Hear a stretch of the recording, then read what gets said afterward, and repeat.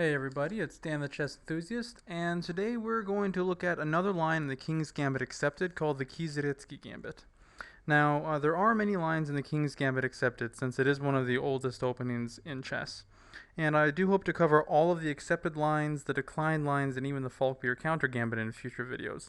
However, for now, let's get started with the Kiezeritsky Gambit, which opens up with pawn d4, pawn e5, and pawn to f4 from white. Now, as I said, obviously there is the decline line with bishop out to c5, which I will be covering in a future video, but for now, black is going to accept the gambit and capture the pawn on f4. From here, white develops the knight to f3, and for the Kiezeritsky Gambit, black is going to continue with the classical continuation, which is pawn down to g5. There are other more modern variations that black can try in this position, namely the knight out to f6, the bishop out to e7, pawn to d6, and even pawn to d5. And I will be covering all of those in future videos in due time. However, again, for this video, we're going to look at the classical variation, which is pawn to g5. Now, in the Palerio or Muzio Gambit, which was the last video that I did on the King's Gambit Accepted, we saw that this bishop comes out here to c4, and ultimately white sacrifices this knight here on f3 in return for a really strong attack against black's king. However, in the Kiezeritsky Gambit, white is going to play pawn to h4, and black is going to respond with pawn to g4. Now here, white has two options. White can either play the knight to g5, which is the Allgaier Gambit, and I, again, will be covering that in a future video. Or it can play the knight to e5, which is the Kiezeritsky Gambit, obviously the focus of this video. Now from here, there are really three defenses that black can try. They are the knight out to f6, an immediate pawn to d6, which kicks back the knight, and the bishop fianchettoing onto g7. First, let's look at the main line. This is considered the best defense, and that is the knight out to f6. From here, it's better for white just to play the pawn to d4, expanding into the center of the board, opening up access for this bishop to attack the pawn here on f4, and giving this knight a defender here. Now, I do want to go back, however, and say in this position, I think maybe some players would be really tempted to play something like the knight to g4, because since white is down a pawn on the King's Gambit accepted opening, this might seem like a really good opportunity for white to equalize the material, because after the queen captures on g4, white has regained the gambited pawn. However, we have to remember that the entire point of the King's Gambit Accepted is for white to go down a pawn in the opening in exchange for rapid development. And in this position, all that black has to play is to move pawn to d5, and black is going to gain a tempo on the queen, because this bishop here on c8 is attacking the queen. Now, the queen could, if it wanted to, play to g5, but then that would be inviting the exchange of queens. And in the King's Gambit Accepted, since it is such an aggressive line, white doesn't want to exchange the queens unless it absolutely has to. So the much more logical looking move is for white to capture the pawn on f4, and now all of a sudden white is up a pawn in the opening.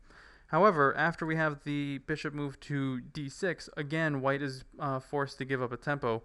And this is actually kind of like a reverse King's Gambit for black here, because now black has decided that it's down a pawn, but it's already gained two tempos against white's queen.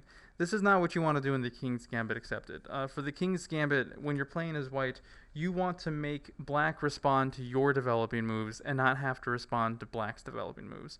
So that's why in this position, after the knight plays to f6, it's much better for for white simply to play the pawn to d4 for the reasons I said: defending the knight, expanding in the center, and opening up this bishop's access and attacking the f4 pawn.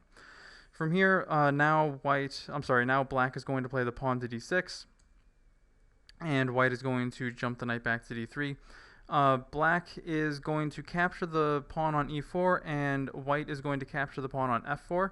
From here, you can have the bishop to g7, which is putting pressure on an undefended d4 pawn, so white has to respond with pawn to c3. Black can play the queen to e7, and white can play the queen to e2. Black develops the bishop to f5, and white develops the knight to d2. And this is actually the end of the main line for the Kiezeritsky Gambit that I was able to find. It is move 11, and it is obviously Black's move. And as you can see, this is a pretty solid position for both sides. There's a lot of stuff going on here. They're about equal in development.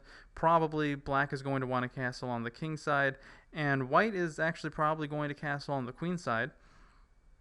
As I've said in previous videos, anytime you have opposite side castling, you're in for a pretty wild ride. And there's a lot of stuff happening. There's potentials for discovered attacks and that kind of stuff. So, like I said, a solid position for both players, and they're both going to have to keep their wits about them if they're going to survive the opening and ultimately win the game. So that all results from the move knight to f6. Now let's look at what happens if, instead of knight 6, black plays an immediate pawn to d6, which kicks back the knight.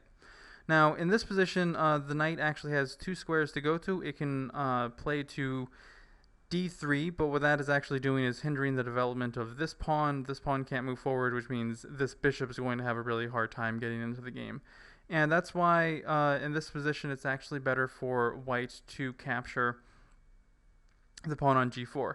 Now, I know that I said in this position, capturing the pawn on g4 is not very good for white, gives up a couple of tempos, that kind of stuff. So what is the difference between, in this position, the knight capturing on g4, and in this position, the knight capturing on g4?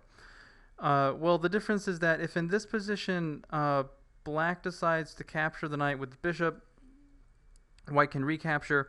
Black can develop the knight to f6, but then after the queen captures the pawn on f4, there are no more tempos that the black player can squeeze out of white. The pawn is sitting here on d6, so the bishop can't make use of that square. And this is actually not that bad of a position for white, and white is actually up a pawn in the opening. So, some of you might be looking at this position and thinking, well, this knight can jump here to h5, and that's attacking the queen. But you have to remember that there's a difference in chess between an attack and a threat. Knight to h5 does nothing to improve on black's position, and actually can be sidestepped any number of ways. There are a lot of squares that the white queen can go to that would be out of harm's way, and then black would be stuck with a really silly looking knight on h5. And that's just not a tempo gaining move. It's not a threat. It's just a very weak attack against the white queen. That's why in this position, after the knight captures on g4, the recommended move is actually pawn to h5. Real quick, however, I just want to look at what happens if black decides to develop its knight to f6. From here, white can immediately capture the knight with a check, and black can recapture with the queen. You can have knight out of c3 from white. Pawn to c6, which is keeping an eye on this d5 pawn, because if the knight gets to d5, it's attacking the queen, gaining a tempo, not what you want to do. So black defends with pawn to c6. From here, white can develop the bishop to e2, and black actually can swing the rook over to g8, which is attacking an undefended g2 pawn. But from here, after you have bishop to f3, that pawn is defended, and the threat is nullified. From here, black can develop its bishop to h6. You can have pawn to d4 from white. And then from here, in order to develop another piece, the best move for black in this position is actually going to be the knight to a6. The reason for that is because in this position, really, where can the light square bishop for black go? The only square that it could go to where it wouldn't be immediately harassed would be d7, but then that would be hindering the development of this knight here, and it would have to play to a6 anyway. Alternatively, if the knight here plays to d7, then this bishop no longer has direct sight of this diagonal. So that's why you would play as black in this position. The knight to a6. From here, black can push the pawn to e5. White can push the pawn. Black can capture. White can move the knight to e4, attacking the queen. The queen can fall back to e7, and white can castle. And white is actually in a really solid position. You know, it might look like black has a couple of maybe tactical shots with the queen coming down here and capturing the pawn on h4. You know, this rook sitting here on g8 is putting pressure on this this g2 pawn, but white actually has enough defenders in the region with this pawn, this bishop, and this knight. There's actually not really any clear way for black to immediately squeeze some sort of advantage out of the seemingly busted castle position of white in this position. So that's why, if we go back here, after we have the knight capture on g4, again, the best move in this position for black is just going to be push the pawn to h5 and make the knight move. So from here, the knight is going to jump back to f2. Now black is going to develop the knight to f6. We have pawn to d4, bishop out to h6. That is defending this pawn here on f4, because after d4 this bishop was attacking it and it had no defenders. So we have bishop out to h6. From here, white can play bishop d2. We have knight to c6, knight to c3. From here, black can actually jump the knight down to g4, and it actually just makes a lot of sense for white to go ahead and go down the exchange line. After this move here, it can jump the knight to d5, because now you have a lot of pressure on this f4 pawn. You know, 2 attackers, 1 defender, and there's no way for black to get an immediate defender. So this is a pretty good position for white. It's worth noting in this position that, you know, yes, the queen could come up and capture this undefended pawn sitting here at g4, but then the pawn on d4 would be left hanging, and you don't want to exchange a center pawn for a g pawn, obviously, unless you absolutely have to. So that's why you would just jump the knight to d5. So that is the line resulting from an immediate pawn to d6 in this position from black. And the final defense that we're going to look at in this video is if black fianchettos the bishop onto g7. From here, again, we're just going to expand into the center with pawn to d4. Black can develop the knight to f6. White develops the knight to c3. You have pawn to d6, kicking back the knight. The knight falls back to d3. Black can castle. White actually can capture the pawn on f4, but black can capture the pawn on e4, and even though it looks like in this position black has gone down a knight for a pawn in the exchange, after rook to e8, black is going to be able to get that material back. It's going to be able to maintain its 1 pawn material advantage in the opening.